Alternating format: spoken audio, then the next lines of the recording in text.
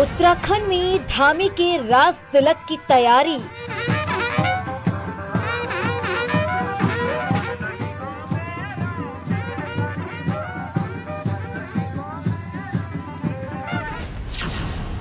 देहरादून के parade ground में होगा शपथ ग्रहण समारोह। शपथ ग्रहण की तैयारी पूरी हो गई है। नमस्कार, मैं हूं नीलू। तो कुछ देर में यानी कि दोपहर के 2:30 बजे पुष्कर धामी सीएम पद की शपथ लेने वाले हैं और इस शपथ ग्रहण में कौन कौन बड़े बड़े नाम शामिल हैं वो भी हम आपको बताएंगे। आपको बताते हैं कि इसमें खुद नरेंद्र मोदी प्रधानमंत्री शामिल होने वाले हैं। इसके अलावा अमित शाह गृह मंत्री भी पहुंचने वाले हैं शपथ ग्रहण समारोह में।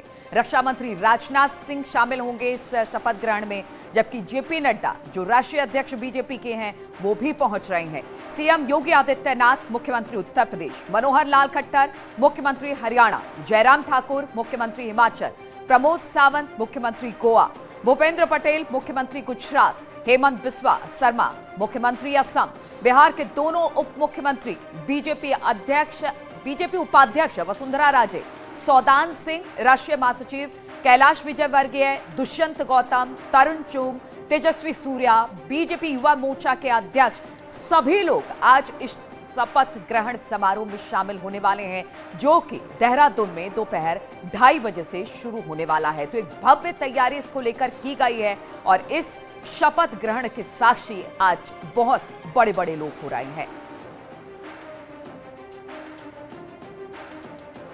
तो राज तिलक की भव्य तैयारी की जा चुकी है। 2:30 बजे का वक्त रखा गया है जब पुष्कर धामी उत्तराखंड के मुख्यमंत्री पद की शपथ लेंगे और फिर एक बार, यानी कि ये दूसरा टर्म है। पिछले टर्म की बात की जाए तो हालांकि छोटा सा कार्यकाल पुष्कर धामी का रहा था 6 महीने का, लेकिन इस बार वो फुल फ्लेजेड तरीके से शपथ ग्रहण करने वाले हैं और उत्तराखंड की कमान दोबारा उनके हाथों में सौंप दी जाएगी। अब देखना होगा कि किस तरह से वो जनता की उम्मीदों पर खरे उतरते हैं। जनता उनकी तरफ देख रही है और लगातार पुष्कर धामी यही कहते रहे हैं कि वो उत्तराखंड के विकास के लिए सतत प्रयासरत रहेंगे। और उत्तराखंड में लगातार दूसरी बार सत्तासीन होकर इतिहास बनाने वाली बीजेपी की जीत के अगुवा रहे पुष्कर धामी का आज राज तिलक होने जा रहा है, जिसकी तैयारियां पूरी कर ली गई हैं।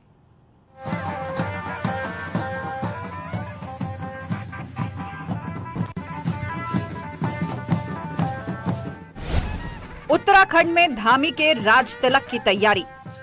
उत्तराखंड में बीजेपी को जीत दिलाने वाले पुष्कर सिंह धामी बुधवार को लगातार दूसरी बार प्रदेश के मुख्यमंत्री पद की शपथ लेंगे। पिछली बार जब उन्होंने शपथ ली थी तब उनके पास करीब 6 महीने का वक्त था, लेकिन अपनी मेहनत के दम पर उन्होंने उत्तराखंड में बीजेपी को प्रचंड जीत दिलवाई।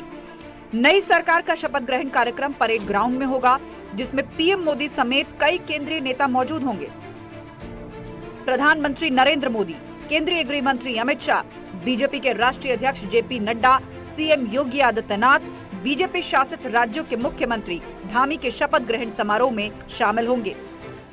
देहरादून के परेड ग्राउंड में भव्य शपथ की तैयारियां जोरों पर हैं। परेड ग्राउंड में 20,000 लोगों के बैठने का इंतजाम किया जा रहा है। 3 मंच बनाए गए हैं। शपथ ग्रहण के लिए दूसरे जिलों से 3 एडीएम, 10 एसडीएम बुलाए जा रहे हैं। वीआईपी गेट के रुकने, ट्रांसपोर्ट के प्रोटोकॉल के हिसाब से व्यवस्था की जा रही है। विधायकों, मंत्रियों और वीआईपी के बैठने के लिए अलग अलग मंच बनाए जा रहे हैं। इसके अलावा हेलीपैड्स बनाए जा रहे हैं। सुरक्षा के नजरिए से 1000 पुलिस कर्मियों को परेड ग्राउंड में तैनात किया जा रहा है। ऐतिहासिक देहरादून का परेड ग्राउंड होगा। बुधवार के दोपहर 2:30 बजे पुष्कर धामी मुख्यमंत्री पद की शपथ लेंगे। 12वें मुख्यमंत्री होंगे उत्तराखंड के और इस खास मौके पर प्रधानमंत्री नरेंद्र मोदी, गृह मंत्री अमित शाह और 20 से 25 हजार लोग, बीजेपी की तमाम कार्यकर्ता, बीजेपी के सभी सांसद, पूर्व मुख्यमंत्री, तमाम बड़े नेता यहां पर मौजूद रहेंगे। और इस ग्रैंड शो को बीजेपी पूरे प्रदेश को दिखाना चाहती है। बीजेपी के लिए बड़ी बात यह है कि लगातार दूसरी बार बीजेपी ने सत्ता में लौटने का एक नया इतिहास रचा है। और दूसरी अहम बात यह भी है कि बीजेपी के 47 विधायक जीत कर आए। उम्मीद से ज्यादा बीजेपी की बेहतरीन परफॉर्मेंस उत्तराखंड में रही है। पुष्कर धामी और प्रधानमंत्री नरेंद्र मोदी के नाम पर चुनाव लड़ा गया। एक बार फिर 23 मार्च को प्रधानमंत्री नरेंद्र मोदी और पुष्कर धामी एक मंच पर होंगे। मैसेजिंग भी होगी और मैसेजिंग ये कि बीजेपी किस विकास की अवधारणा पर आगे बढ़ रही है। कल शपथ ग्रहण से पहले नवनिर्वाचित विधायक आज सीएम आवास पहुंचे, जहां विधायकों ने सीएम पुष्कर सिंह धामी से मुलाकात की। धामी ने भरोसा जताया कि उनकी सरकार जन कल्याणकारी होगी। हमारी पार्टी ने संकल्प किया है, हम उन सभी संकल्पों को धरातल पर ले जाएंगे, एक पारदर्शी शासन चलाएंगे, जन जन के द्वार तक पहुंचने वाली हमारी सरकार होगी, जन समस्याओं को त्वरित रूप से समाधान करने वाली सरकार होगी, एक अच्छी सरकार देंगे जो उत्तराखंड राज्य को हिंदुस्तान का श्रेष्ठ राज्य बनाने के लिए काम करेंगे। नई धामी कैबिनेट के लिए अब मंत्रियों के नाम तय होने लगे हैं। बीजेपी आला कमान की ओर से मंत्रियों के संभावित नाम मांगे गए हैं, जिसके बाद उत्तराखंड बीजेपी की तरफ से 25 नाम केंद्रीय नेतृत्व को भेजे गए। इन्हीं 25 नामों में से 11 विधायक मंत्री बनाए जाएंगे। केंद्रीय नेतृत्व की हरी झंडी मिलने के बाद आला कमान की सहमति से नाम तय किए जाएंगे और फिर 11 नामों पर मुहर लगेगी। मेरी बात है, जहाँ तक हम लोग को पार्टी ने बहुत सम्मान दिया, 2 बार का विधायक बनने का मुझे मौका दिया है इस कम उम्र में, और जो भी पार्टी मेरे को दायित्व देगी चाहे नहीं देगी, मैं पार्टी का सिपाही हूँ, पार्टी के साथ लाइन के अंदर चलूंगा। निश्चित तौर पर महिलाओं की भागीदारी सरकार में भी होनी चाहिए। आप चेहरा होंगी? कह नहीं सकते हैं, लेकिन महिलाओं को रिप्रेजेंटेशन देना चाहिए, ताकि जिस तरह की योजनाएं आदरणीय प्रधानमंत्री जी और हमारे मुख्यमंत्री जी लेकर आएंगे, हम बहनों तक पहुँचाएंगे। सीएम पुष्कर धामी कहां से चुनाव लड़ेंगे, इसका भी इम्पैक्ट कैबिनेट पर दिखेगा। चर्चा है कि सीएम डीडी हाट से चुनाव लड़ सकते हैं। यदि ऐसा हुआ तो डीडी हाट से विधायक विशन सिंह चुफाल को सीट छोड़नी होगी। नतीजा, नई कैबिनेट में चुफाल की जगह नया नाम ऐड हो सकता है। न्यूज़ 18 के लिए ब्यूरो रिपोर्ट।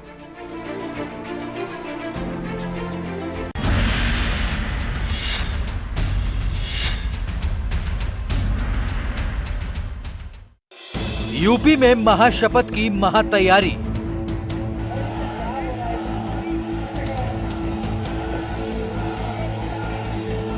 माना जा रहा है कि योगी आदित्यनाथ सीएम पद की शपथ लेंगे और उनके साथ करीब 50 मंत्रियों का मंत्रिमंडल की शपथ लेगा। लखनऊ में 25 मार्च को शपथ ग्रहण समारोह।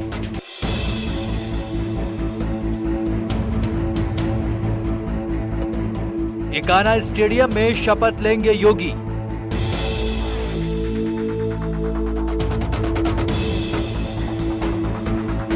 पीएम मोदी, शाह, राजनाथ, नड्डा समेत बड़े नेता होंगे शामिल।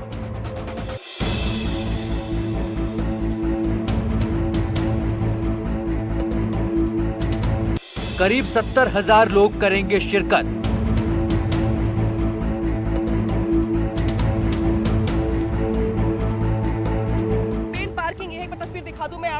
यहाँ पर 7,000 से ज्यादा लोगों की गाड़ियाँ खड़ी होंगी। खास तौर पर वीवीआईपीज़ के लिए ये पार्किंग बनाई गई है। एसपीजी ने संभाला सुरक्षा का जिम्मा।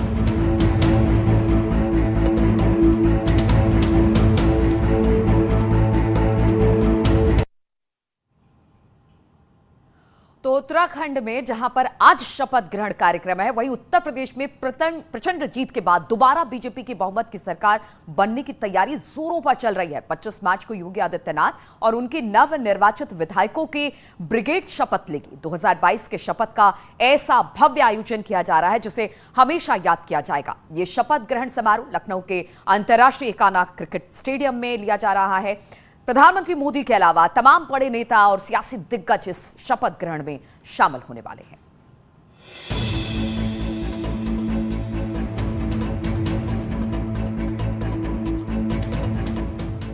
योगी सरकार के दूसरे कार्यकाल के शपथ ग्रहण को भव्य बनाने की तैयारी जारी है। पार्किंग, हेलीपैड का निर्माण किया जा रहा है। हम इस वक्त उस जगह पे हैं जहां पर हेलीपैड बनाया जा रहा है। यहाँ पर आप देख सकते हैं मेरे बाईं तरफ एक हेलीपैड बन रहा है। यहाँ पर एक हेलीकॉप्टर लैंड कराया जाएगा। मेरे ठीक पीछे एक हेलीपैड और बन रहा है, दूसरा हेलीकॉप्टर यहाँ लैंड कराया जाएगा। मेरे दाहिनी तरफ ये जो स्थान है, यहाँ पर एक हेलीकॉप्टर और लैंड करेगा। माना जा रहा है कि प्रधानमंत्री नरेंद्र मोदी, गृह मंत्री और रक्षा मंत्री के हेलीकॉप्टर इकाना के ठीक पीछे ये जो उनका फुटबॉल ग्राउंड है, वहाँ पर ये हेलीकॉप्टर लैंड करेंगे। प्रधानमंत्री नरेंद्र मोदी लखनऊ एयरपोर्ट पर आएंगे और वहाँ से हेलीकॉप्टर के जरिए इकाना पर पहुँचेंगे। ये फुटबॉल स्टेडियम है, इकाना क्रिकेट स्टेडियम के ठीक पीछे, जहाँ पर ये हेलीपैड बनाया जा रहा है। निर्माण कार्य बहुत ही जोर शोर से यहाँ पर जारी है। मतलब कि योगी सरकार के शपथ ग्रहण में कई बड़े वीवीआईपी मेहमान शामिल होंगे। जानकारी के मुताबिक प्रधानमंत्री नरेंद्र मोदी, गृह मंत्री अमित शाह, रक्षा मंत्री राजनाथ सिंह, बीजेपी अध्यक्ष जेपी नड्डा और बीजेपी शासित राज्यों के मुख्यमंत्री, अन्य वरिष्ठ पदाधिकारी शपथ ग्रहण में शामिल होंगे। इसके अलावा विपक्ष के कई बड़े नेताओं को भी शपथ ग्रहण कार्यक्रम में बुलाया जा सकता है, जबकि बड़ी संख्या में पार्टी कार्यकर्ता भी शपथ ग्रहण में शामिल होंगे। कि अपना विचार परिवार के भी लोग आएंगे और भारतीय जनता पार्टी की ये परंपरा है कि किसी भी राज्य में चुनाव होता है तो दूसरे राज्यों के भी प्रमुख कार्यकर्ता वहाँ चुनाव में जाते हैं, लगते हैं, अपना समय देते हैं, परिश्रम करते हैं। तो जो लोग भी प्रवासी के रूप में आकर के यहाँ समय दिए हैं, परिश्रम किए हैं, मेहनत किए हैं, उनका इस जीत में योगदान है। इसलिए निश्चित रूप से पार्टी उन लोगों को भी जो इसमें सादर आमंत्रित कर रही है, उनको भी जो है बुलावा भेज रही है। जानकारी के मुताबिक करीब 70,000 लोग शपथ ग्रहण में शामिल होंगे। वहीं 250 वीवीआईपी शपथ ग्रहण समारोह में शिरकत करेंगे, जिसे देखते हुए एकाना स्टेडियम के बाहर पार्किंग की व्यवस्था दुरुस्त की जा रही है। एकाना स्टेडियम के बाहर 7,000 गाड़ियों को पार्क करने की व्यवस्था की जा रही है। पेन पार्किंग, यह एक बार तस्वीर दिखा दूं मैं आपको। यहाँ पर 7,000 से ज्यादा लोगों की गाड़ियां खड़ी होंगी। खास तौर पर वीवीआईपीज के लिए ये पार्किंग बनाई गई है। इसके अलावा क्या कहीं और भी कोई पार्किंग? 4 पार्किंग ऐसे और हैं। 4 पार्किंग है, चारों कोने पर है। जैसे कोई सीतापुर जा रहा है, कोई पूर्वांचल एक्सप्रेस में पकड़ के आ रहा है, कोई सुल्तानपुर जा रहा है, तो हर जगह हर मोड़ पे उसको पार्किंग दी जा रही है, जैसे बस खड़ा करने के लिए, तो कोई किसी को दिक्कत ना हो। इस तरीके से कि लोग आएँ, आराम से अपना शपथ में भाग लें और आराम से चले जाएँ। इस तरीके की सारी व्यवस्था है। 5 एंट्री गेट है, जिस तरीके से एकाना स्टेडियम की ठीक वैसे ही पार्किंग बनाई गई है ताकि लोगों को दिक्कत ना हो। एक पार्किंग यहाँ पर ये है, बाकी 4 मेन ये वीवीआईपी मेन है। जो वीवीआईपी विधायक हों, माननीय सांसद जी लोग, मंत्री जी लोग, जो भी हैं लोग बाहर से स्टेट के लोग आ रहे हैं, ये उनके लिए पार्किंग बनाई जा रही है। एकाना स्टेडियम में सुरक्षा के कड़े इंतजाम किए गए हैं।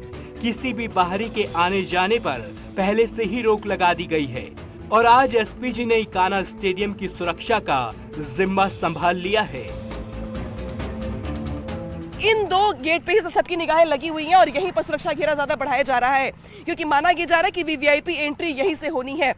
लिहाजा अगर अपर मुख्य सचिव गृह की बात करें या अपर मुख्य सचिव सूचना की बात करें या पुलिस के आला अधिकारियों की बात करें, सभी यहाँ पर 3 दिनों से लगातार डेरा डाल रहे हैं, निरीक्षण कर रहे हैं। और नगर विकास की टीम की बात करें हम, या फिर अलग अलग विभाग जो यहाँ पे साफ सफाई, साज सज्जा और बाकी चीजों में लगे हुए हैं, उनको भी यहाँ पर एक बकायदे पास दिया गया। उस पास के साथ ही उनकी एंट्री यहाँ पर हो पा रही है, इसके बगैर उनकी एंट्री नहीं हो पा रही है। और ये देखिए, जो वर्कर्स हैं उनको बाहर कर दिया गया है, क्योंकि चूंकि एसपीजी अंदर है, मौजूद है।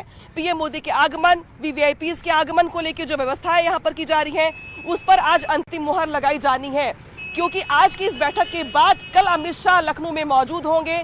कल विधायक दल की बैठक होनी है, नेता चुना जाना है। इसके बाद परसों भव्य शपथ ग्रहण कार्यक्रम होना है, जिसके लिए संगठन से लेकर सरकार तक जबरदस्त तैयारियां की जा रही है। लेकिन सबकी निगाहें लगी हुई हैं लखनऊ के इसी एकाना स्टेडियम में, जहां पे 75,000 से ज्यादा लोग शपथ ग्रहण कार्यक्रम में शामिल होंगे। 250 से ज्यादा वीवीआईपीज होंगे। प्रधानमंत्री मोदी, अमित शाह से लेकर केंद्रीय मंत्रिमंडल और तमाम बीजेपी के वो चेहरे जो पूरे देश में देखे जाते हैं, वो उस वक्त इसी लखनऊ के एकाना स्टेडियम में मौजूद होंगे, जब मुख्यमंत्री योगी आदित्यनाथ दूसरी बार मुख्यमंत्री के तौर पर शपथ लेंगे उत्तर प्रदेश के लिए। तो एकाना स्टेडियम में किस तरह की तैयारी चल रही है, कौन कौन लोग हैं, कौन कौन चेहरे हैं जो इसमें शामिल होंगे शपथ ग्रहण में 25 तारीख के, और फिर कैसा होगा योगी का मंत्रिमंडल, वो भी हम आपको बता देते हैं। तो क्या हो सकती है तस्वीर? कुल 62 मंत्री शपथ लेने वाले हैं जो योगी कैबिनेट की हम बात कर रहे थे। 28 कैबिनेट मंत्री इसमें होंगे।